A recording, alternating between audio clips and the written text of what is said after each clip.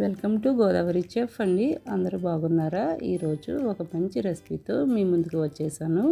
ఆ రెసిపీ ఏంటంటే పుల్లని గోంగూర చికెన్ కర్రీ. ఈ గోంగూర చికెన్ కర్రీ ఎలా చేయాలో చూసేద్దాం. ముందుగా అరకేజీ చికెన్ని బాగా క్లీన్ చేసి పెట్టుకోండి. కావలసిన పదార్థాలు: చికెన్ అరకేజీ, గోంగూర 2 కట్టలు చిన్నవి, ఉల్లిపాయలు 2, పచ్చిమిర్చి 2, కారం 2 స్పూన్లు, ఉప్పు తగినంత, అల్లం వెల్లుల్లి పేస్ట్ 1 స్పూను, గరం మసాలా, జీలకర్ర పొడి 1/2 టీ స్పూన్, ధనియాల పొడి 1 స్పూన్, క్లీన్ చేసి పెట్టుకున్న చికెన్లోకి 1 స్పూన్ అల్లం వెల్లుల్లి పేస్ట్, 1 స్పూన్ ధనియాల పొడి, 1 టీ స్పూన్ జీలకర్ర పొడి, 2 స్పూన్ల కారం, తగినంత ఉప్పు, కొద్దిగా పసుపు వేసుకుని అన్నీ బాగా కలిపి పెట్టుకోవాలి. అన్నీ కలిపి పెట్టుకున్న చికెన్ని ఒక 10 నిమిషాలు అదేవిధంగా పక్కన ఉంచుకోవాలి. తర్వాత శుభ్రంగా కడిగిన గోంగూరని ఒక గిన్నెలోకి తీసుకుని ఒక చిన్న గ్లాస్ నీళ్లు పోసుకుని ఉడకబెట్టుకుని మెత్తగా పేస్ట్ చేసుకుని పక్కన పెట్టుకోవాలి. స్టవ్ పైన గిన్నె పెట్టుకోవాలి. గిన్నె పెట్టుకున్న తర్వాత ఆయిల్ వేసుకోవాలి. ఆయిల్ వేడెక్కే వరకు ఉంచుకోవాలి. కొంచెం ఆయిల్ ఎక్కువే పడుతుందండి, ఎందుకంటే నాన్ వెజ్ కర్రీ కాబట్టి ఆయిల్ ఎక్కువే పడుతుంది. ఈ ఆయిల్ని ఒక 3 మినిట్స్ వేడెక్కే వరకు ఉంచుకోవాలి.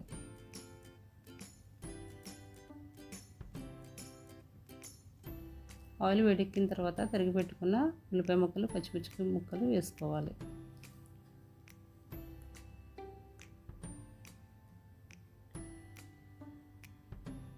ఇవి గోల్డెన్ బ్రౌన్ కలర్ వచ్చే వరకు వేయించుకోవాలి.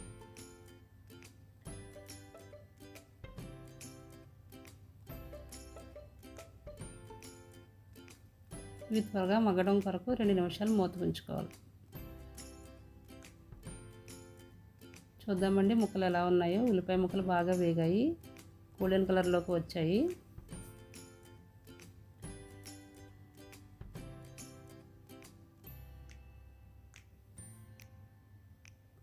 తర్వాత మ్యారినేట్ చేసి ఉంచుకున్న చికెన్ని వేసుకొని బాగా కలుపుకోవాలి. చికెన్కి కారం మసాలాలన్నీ బాగా పట్టాయండి.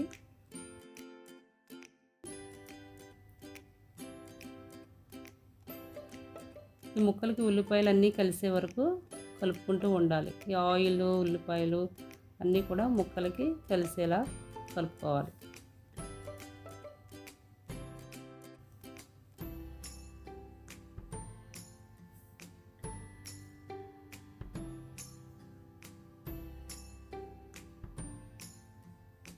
తర్వాత దానిపైన ఒక 2 నిమిషాలు మూత ఉంచుకోవాలి. మూత తీసి చూద్దామండి. మూత తీసిన తర్వాత బాగా పట్టింది, ఆయిల్ అంతా తేలుతుంది పైకి, అంటే ముక్కలో ఉన్న నీరంతా ఎవాపరేట్ అయింది.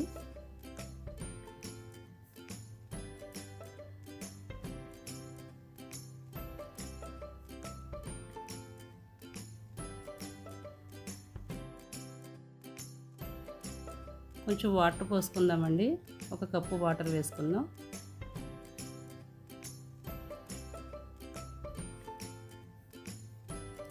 ఒకసారి బాగా తిప్పుకుని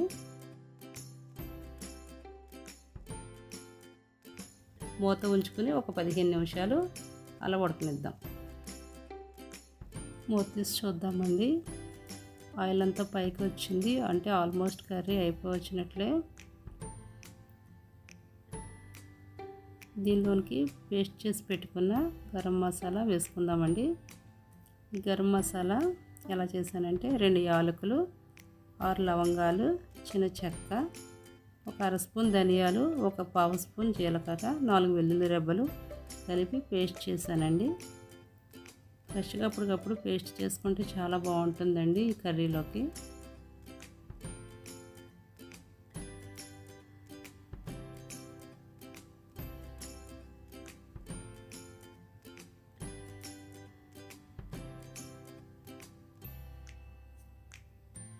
బాగా కలుపుకోవాలి. మసాలా అంతా ముక్కలకు పట్టే వరకు బాగా కలుపుకోవాలండి.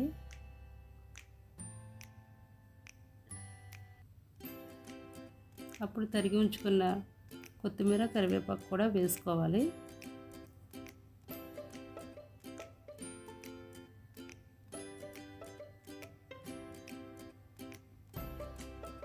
దాన్ని ఒకసారి బాగా కలుపుకోవాలండి.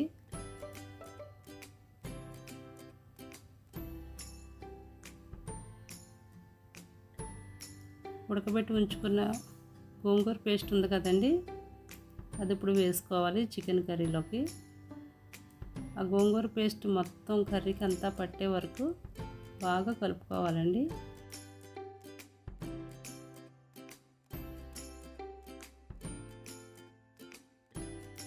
అప్పుడే కూర బాగుంటుందండి.